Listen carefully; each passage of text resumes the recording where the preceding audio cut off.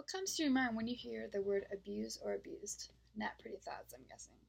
What comes to your mind when you hear about a child being abused by simply loving their parent? More uglier thoughts, I imagine. Today I'm going to start off by telling you that I am a victim of abuse. But before you start feeling sorry for me, I just wanted to let you know that I am here today for a purpose, which is to tell you that it doesn't matter how dark or terrifying your past may be.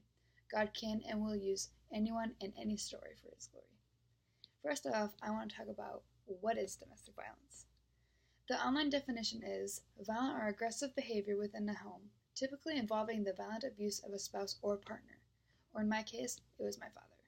My father would terrorize my household all the time, if not every day. So, growing up, my view on men was very negative. I was afraid, and my view of trust and love was twisted. Because of my view on men was jeopardized by my father, it affected my ability to trust men growing up, and even today. This quote from Laura Davis helps shine a little light on what it's like for a young girl to be abused from a parent.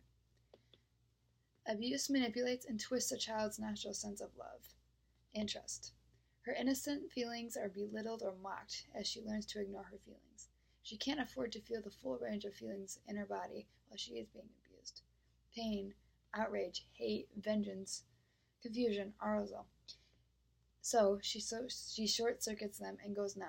For many children, any expression of feeling, even a single tear, is cause for even more severe abuse. Again, the only resource is to shut down and feelings go underground.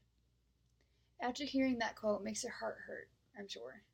But out of this messed up, fearful life I had as a little girl, one thing never changed within my views of men, which was my view and relationship I had with Jesus Christ, who was a guy. The second thing I'm going to talk about is God volunteering to become exactly what we need Him to be. Growing up, I clearly did not have a loving dad whatsoever. I had a dehumanizing father. But by the grace of God, I was not left alone, and I was not left fatherless. I had a heavenly Father. In our times of deep or shallow despair, we need Jesus, period. Whatever we need Him to be, whether it's just a friend, a partner, or a crutch, He will be exactly that for you.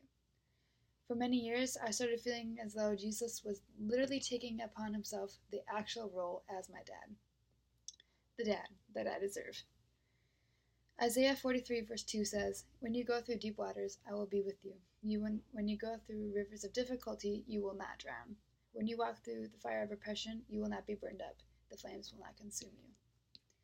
Seeing girls all over who have been abused like I have, it hurts me to see them turn away from God in anger. God didn't make this happen.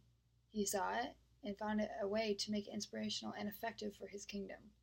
It's just up to the victim whether or not they handle it that way. Using a situation like abuse is an opportunity to grow and be a light for others, which is exactly what God means when we need to be strong and courageous, and best of all, be overcomers of this earth.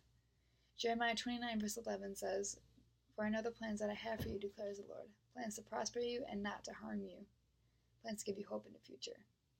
God can use anyone with any story to be a light in the darkness, and He has been using my childhood terror in ways that I can help people and be a light.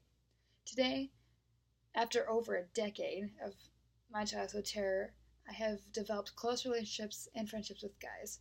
Most of them are at APU. God works in mysterious ways, and we can do all things through Christ who strengthens us. So that's my message today.